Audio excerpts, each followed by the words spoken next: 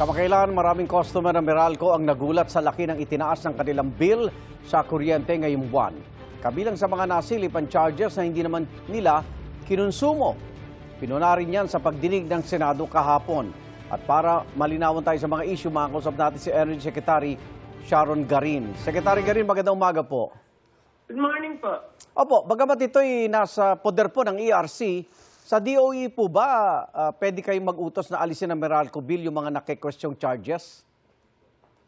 Ang presyo kasi is under ERC, ano? So kung ano man i-charge mo diyan sa o ilagay mo diyan sa bill mo, it always has to get approval under ERC. Opo. So itong mga government taxes tulad ng sa senior citizen, renewable energy, pati yung other charges, nasa batas po ng EPIRA Law.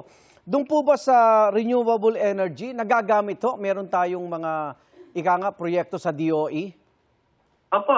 It's actually naka-separate lang yan, pero generation yan no? Kasi ito po para magkaroon tayo ng kuryente at ang power galing po sa renewable, merong mga programa yung DOE. So, ito po yung mga auction namin para sa renewable energy. So, naka-separate lang siya sa generation kasi sa kontrata yan ng Meralco yung generation. May kontrata yung Meralco. Para kailangan ng Meralco ng power. So, meron siyang dalawang paraan yan Pwede siyang magkontrata sa power plant or yung isa is yung green energy auction na kinukunan din ng power dyan. So, it's where we get our energy.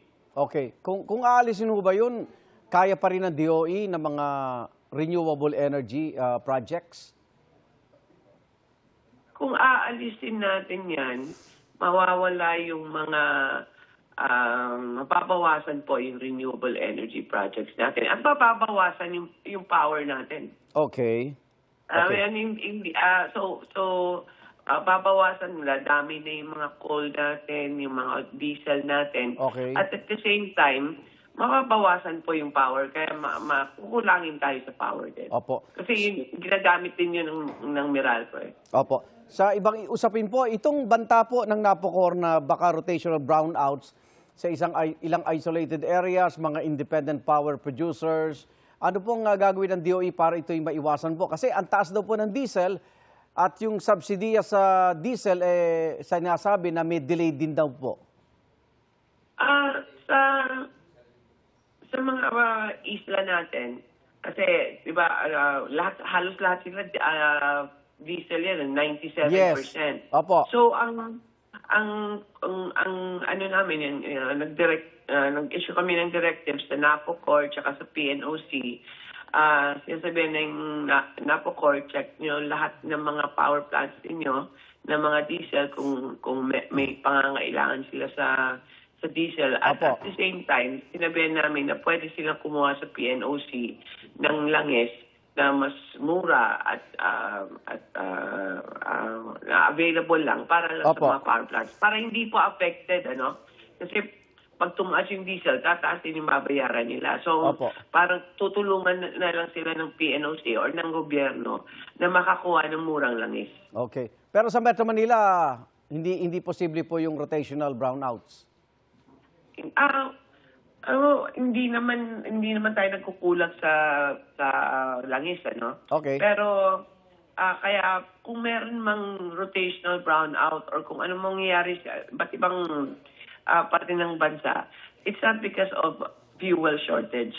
Okay. Siguro baka nag-maintain lang or nasira yung planta, pero hindi po dahil po sa mga shortage. Kasi minsan may mga nasisirang planta dahil sa init, umiinit din yung makina nila So mga ganun po, pero hindi po dahil po sa kakulangan ng fuel. Opo. Secretary Garina, sa gitna tayo ng trading, ano ba asahan next week? Rollback ko ba o pagtaas ng presyo dahil meron tayo all-time record low ng piso kontra dolyar?